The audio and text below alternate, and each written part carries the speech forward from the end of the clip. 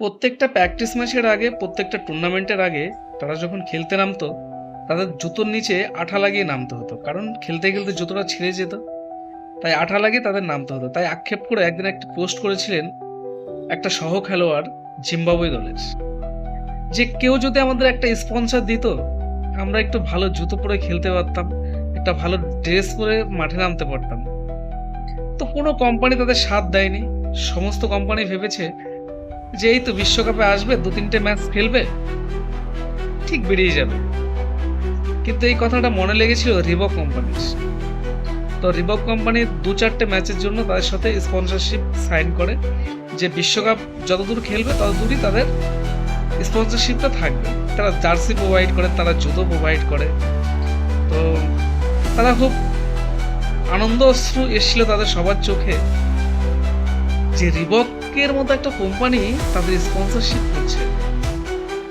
এই নিয়ে খেলতে এসেছিল জিম্বাবুয়ে ইন্ডিয়াতে টি-20 বিশ্বকাপে। কি হলো দেখেছেন? মোস্ট টাফ একটা গ্রুপ ছিল, যেখানে শ্রীলঙ্কা অস্ট্রেলিয়ার মতো দলকে হারিয়ে তারা আজকে টুর্নামেন্টের সুপার 8-এ পৌঁছে গেছে। কেউ কোনোদিন ভাবতে পারেনি যে তারা সুপার 8 খেলবে, তারা বিশ্বকাপে একটা ম্যাচও জিততে পারবে। কারণ তারা অবশ্য কোয়ালিফাই করে এসেছিল, কিন্তু তবুও তো সবার মনে একটা সন্দেহ ছিল, তারা কি সত্যিই খেলতে পারবে, তারা কি সত্যি কিছু করতে পারবে বিশ্বকাপে। হ্যাঁ, করে দেখিয়েছে জিম্বাবুয়ে। জিম্বাবুয়ে করে দেখিয়েছে তারা এখন সুপার 8 খেলবে,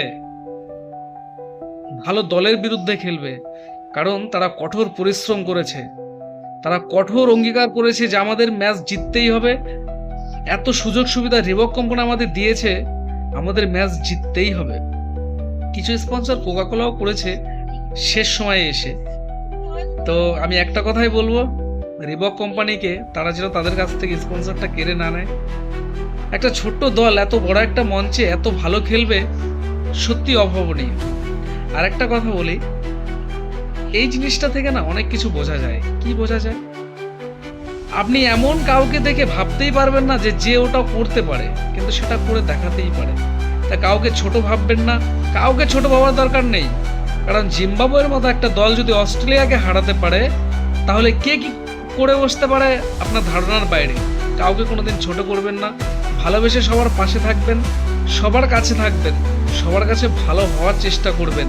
কারণ আজকে যাকে অবহেলা করছেন, সেই হয়তো একদিন আপনার সেই জবের মালাটা হয়ে উঠতে পারে। তো স্যালুট জানাই জিম্বাবুয়েকে, তারা এত সুন্দর একটা টুর্নামেন্ট আমাদের উপহার দেওয়ার জন্য। অনেক ধন্যবাদ সমস্ত প্লেয়ারদের জানাই।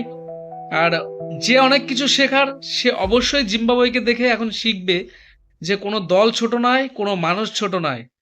মনটা যাদের বড় হয় না, তারা কোনো কিছুতে হার মানে না। ভালো থাকবেন সবাই। আর যদি ভালো লাগে ইনফরমেশনটা, একটু সাবস্ক্রাইব করে দেবেন।